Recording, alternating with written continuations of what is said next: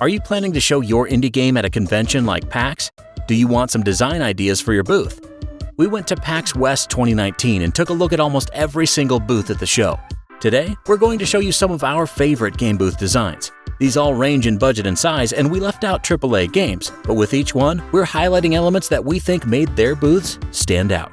Without further ado, we are Ask Gamedev, and these are 8 awesome PAX West booth designs. Welcome back. If you're new to Ask Gamedev, we make videos to help you learn about the gaming industry so that you can elevate your games and inspire others. If you're on a game dev journey yourself, consider subscribing. We'd love to help you along the way.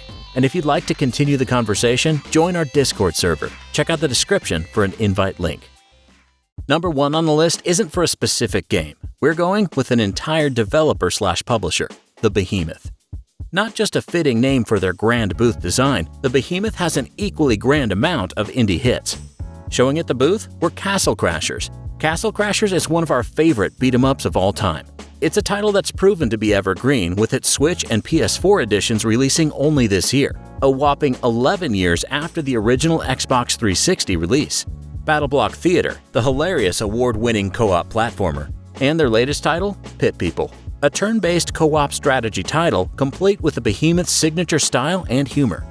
So what did we like about the Behemoth's massive booth? Well, what's not to like?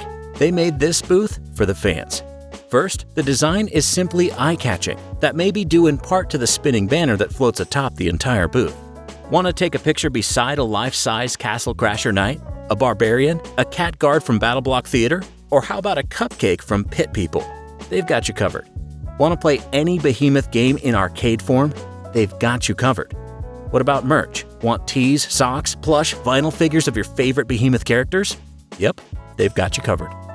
The Behemoth did an amazing job of making their PAX booth a go-to memorable experience for their legion of fans. We can't wait to see what their booth looks like next year. Number 2. Graveyard Keeper. In Graveyard Keeper, you build and manage a medieval graveyard. Developed by Lazy Bear Games and published by tinyBuild, Graveyard Keeper was released in August of 2018 and almost immediately became a smash hit. On Steam alone, the title has almost 7,000 reviews, with its recent reviews portion giving the title a very positive rating.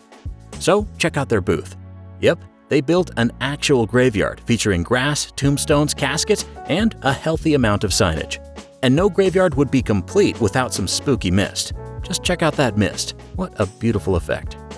Combined with the underglow of the caskets, they've created a very atmospheric setting. The coolest part, of course, is where they get you to play their game.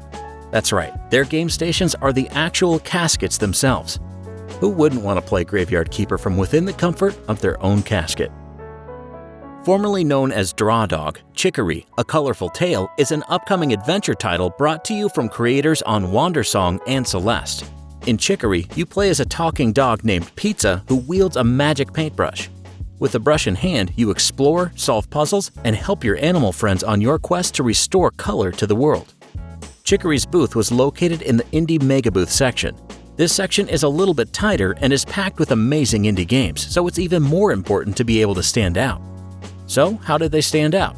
Well, first, the game itself is just so charming and innovative.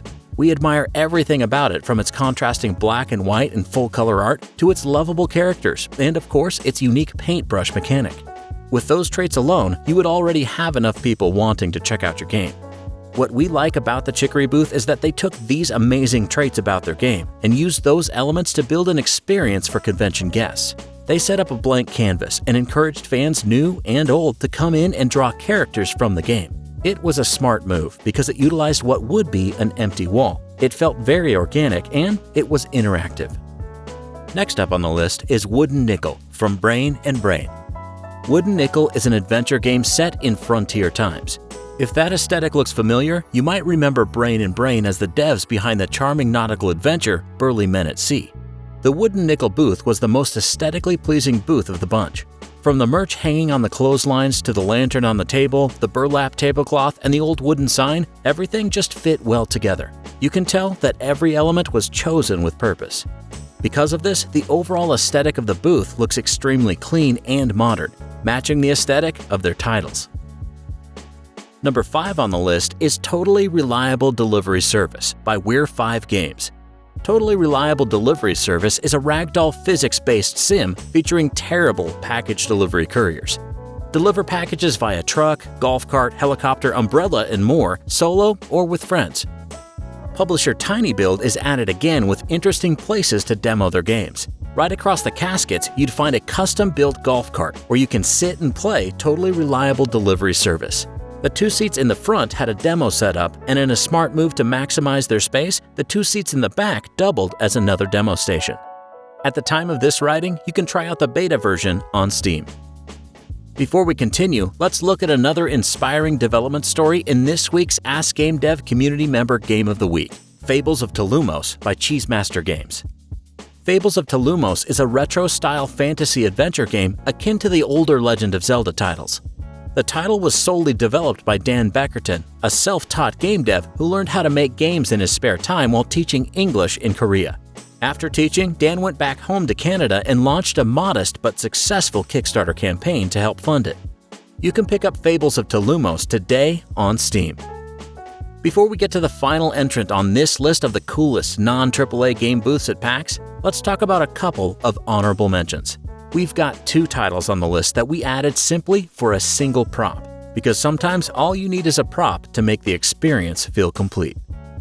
Honorable mention number 1, Dead Cells by Motion Twin. One of our favorite action games, Dead Cells is a 2D Metroidvania-inspired roguelite. It's a game that's easy to pick up but insanely difficult to put down. We guess that's why it has sold more than 2.4 million copies since launch. So, what was the one cool prop in their booth? Check out their TV stands. If you've played the game, you know that there are barrels littered throughout the background.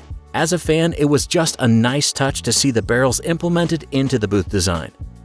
And honorable mention number 2, Burger Time Party from Xseed Games. Peter Pepper is on a roll. Last year, we saw him star in the local multiplayer party game Heavy Burger. This year, he's back with Burger Time Party, a reimagining of the arcade classic Burger Time made for up to 4 players. So what was the cool prop in this one? You guessed it, the burger seats. Giant hamburgers always draw people in. They were perfectly suited for the game and just a tad more comfy than playing from a casket. And finally, but not least on this list, Spy Party. Spy Party is a competitive asymmetric multiplayer espionage game. One player plays the role of a spy who has infiltrated a party. As a spy, you have to blend in with the guests while completing missions at the party like Swap Statue or Bug Ambassador. The other player plays as a sniper. As a sniper, you're on the outside looking into the party, searching for the spy through the windows. You only have 1 bullet, so you have to make it count. We're featuring Spy Party's booth because of their awesome light setup. The effect really draws you in and makes great use of the back wall. We like this feature even more because once deconstructed, the design is so smart, simple, and the equipment needed is small enough to travel with. To achieve this shadowy effect, they needed character cutouts, lights, and light stands. When positioned the right way, you're left with this beautiful 3D effect that's just so fitting for a game about spies. Thanks for watching. For more Ask Gamedev, watch this video on convention booth design tips or this playlist on indie game promotion.